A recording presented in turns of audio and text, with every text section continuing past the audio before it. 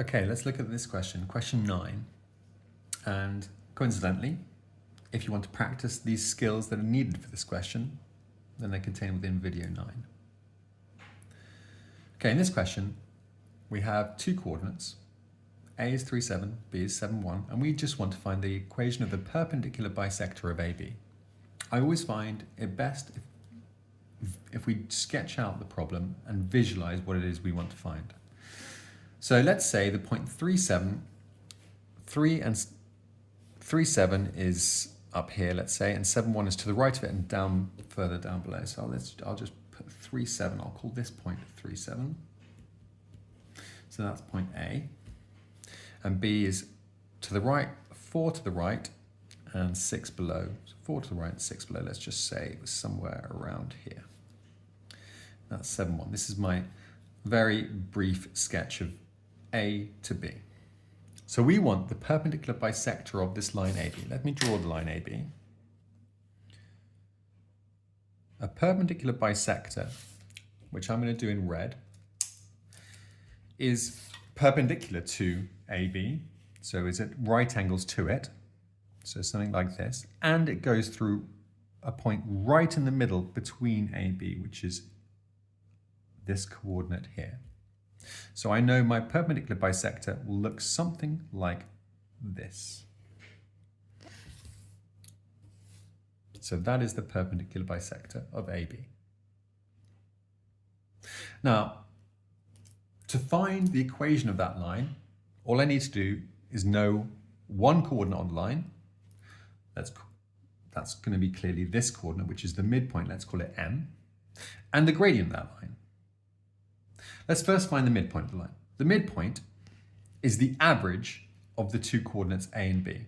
It is right in the middle. So it's in the middle in the x direction and it's in the middle in the y direction.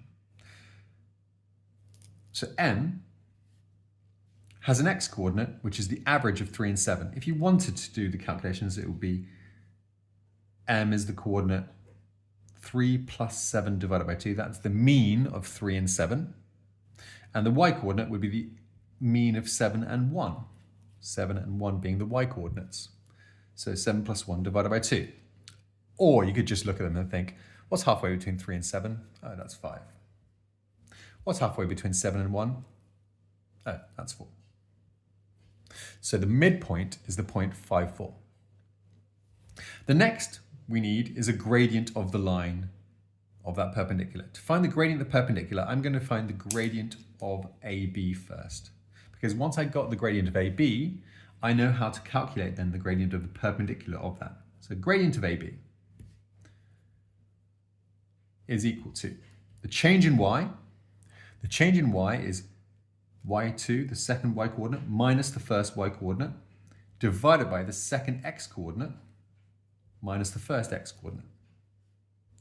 The change in y is -6.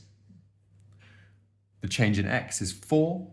So -6 divided by 4 is -1.5, or better than that, it's fractions, -3/2.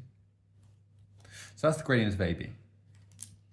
And therefore, since the perpendicular is perpendicular to it, the gradient of our perpendicular, and I write that with a little sort of line and then a perpendicular line with a little right angle, that's my little shorthand for perpendicular. The gradient of perpendicular is the negative reciprocal of -3/2.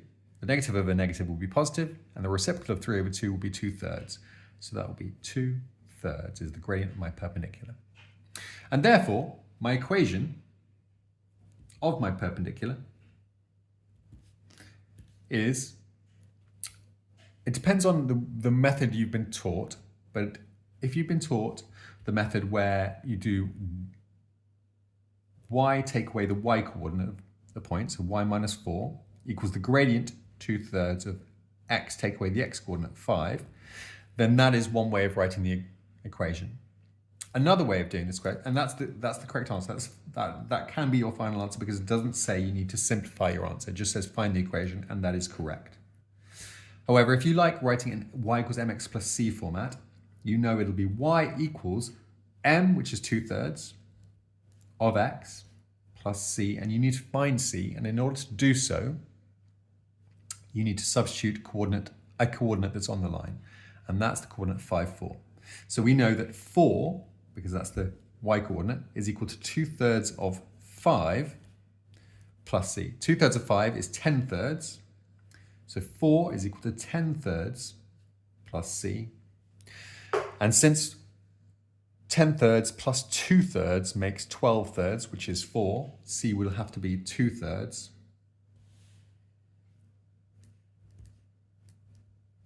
And therefore the equation is y equals 2/3 x plus 2/3. So either that's fine or that's fine. And even if you prefer, and I do, having all integers, you would multiply everything by 3 and you would get 3y equals 2x plus 2, or any rearrangement of that equation.